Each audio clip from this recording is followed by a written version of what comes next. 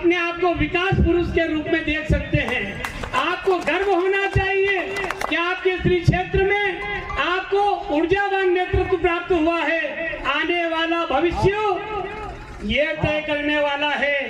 आप सब लोग गांव से आते हैं और बैलगाड़ी का युग आपको मालूम है। अगर एक बैल को जोत दिया जाए तो वह गाड़ी कभी भी चल नहीं सकती। आज हमारी ये जो सरकार चल रही है, ये एक इंजन की सरकार नहीं है, 2 इंजन की सरकार है। माननीय प्रधानमंत्री जी, माननीय मुख्यमंत्री जी को पूरा सपोर्ट करते हैं। तो आने वाली सरकार भी हमको 2 इंजन की चाहिए।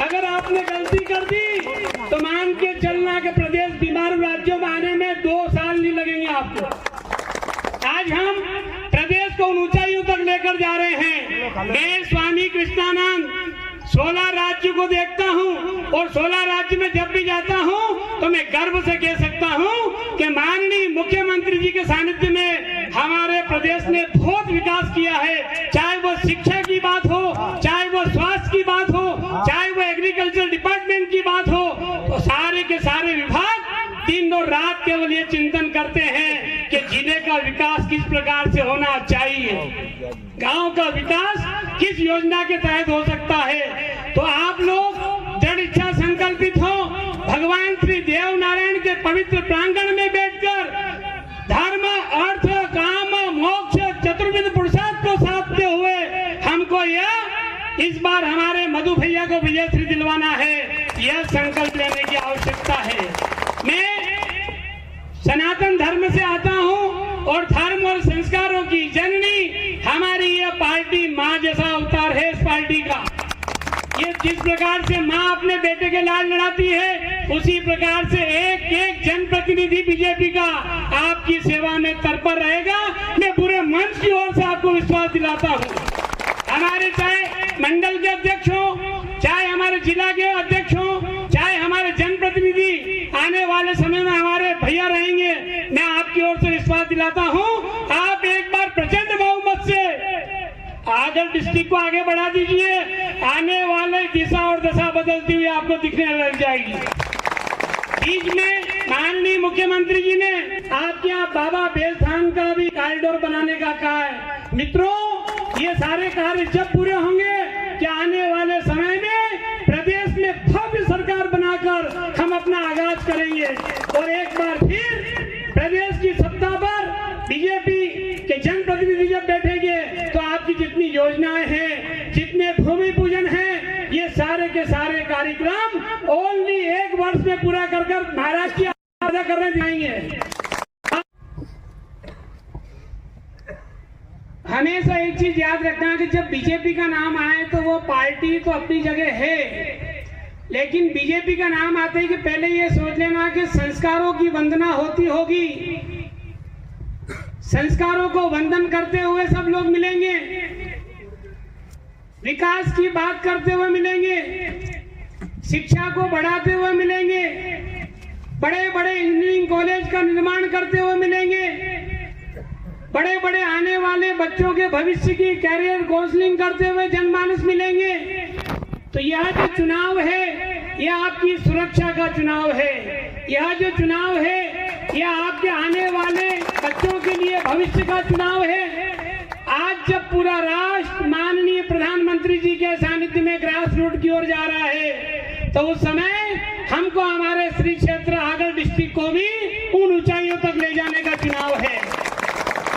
मित्रों, हमेशा एक बात याद रखना, मैं जब आगर डिस्ट्रिक्ट की माननीय मुख्यमंत्री जी की यात्रा में आया था, उस समय करोड़ों रुपए के शिलान्यास हुए थे और वो सारी कार्यक्रम इम्प्लीमेंट हो रहे हैं। इसका मैं आपको विश्वास दिलाता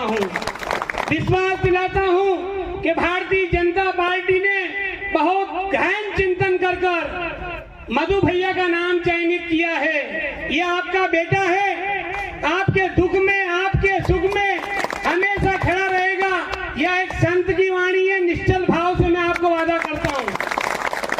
हमेशा याद रखिए कि जब भी चुनाव का समय आता है, उस समय ऐसे आदताई लोग सनातन धर्म पे भी उंगली उठाते हैं और वो कहते हैं कि सनातन धर्म को बिल्कुल से उखाड़ कर फेंक देंगे। ऐसे आतताइयों को मैं आज इस पवित्र मंच से कहना चाहता हूं और उनको चैलेंज करना चाहता हूं कि जब तक भारतीय जनता पार्टी भारतवर्ष में रहेगी तब तक सनातन धर्म का कोई एक भी नुकसान नहीं कर सकता है। भारत माता की, भारत माता की। मंचासीन समस्त जनप्रतिनिधियों को, माननीय श्री जिलाध्यक्ष महोदय, माननीय श्री पूर्व जिलाध्यक्ष महोदय और सभी मंडल के अध्यक्ष महोदय को वंदन करता हूं। माननीय श्री मधु जी श्री क्षेत्र में आई हुई सभी कल करूँगा कल जनमानस को वंदन प्रणाम। भगवान श्री देव नारायण का यह पवित्र प्रांगण सुनो कल करूँगा और पूरी ऊर्जा के साथ आप सबका यह सहयोग निश्चित ही वंदनीय है। मैं कल माननीय मुख्यमंत्री जी के सानिध्य में था। मेरे सौभाग्यशाली मानता हूं कि मैं अभी 4 से 5 जिलों में लगातार कार्य को देख रहा हूं। समरसता यात्रा निकली तो मैंने सारे जिलों में काम देखा, स्नेह यात्रा निकली शासन के द्वारा तो उसमें काम देखा, और आज जब मुझे ज्ञात हुआ कि हमारे जनप्रतिनिधि मधु जी चुनावी आगाज कर रहे हैं कि पूरी के पूरे जनमानस को साथ लेकर चलना है। मैं विश्वास करता हूं राधेश्याम जी, आप कल्याण बोर्ड के बने हैं सदस्य, आपकी जिम्मेदारी बढ़ गई है मधु भैया के साथ रहकर, और आपको विकास की गंगा में साथ रहना पड़ेगा। और आने वाले समय में आप सब आशीर्वाद दाताओं के आशीर्वाद से, पूज्य महाराज जी की निश्चल भक्ति के कारण हम एक भव्य मधु भैया का स्थापना कर और एक विधायक के रूप में हम सारे काम जनप्रतिनिधियों के सानिध्य में करेंगे।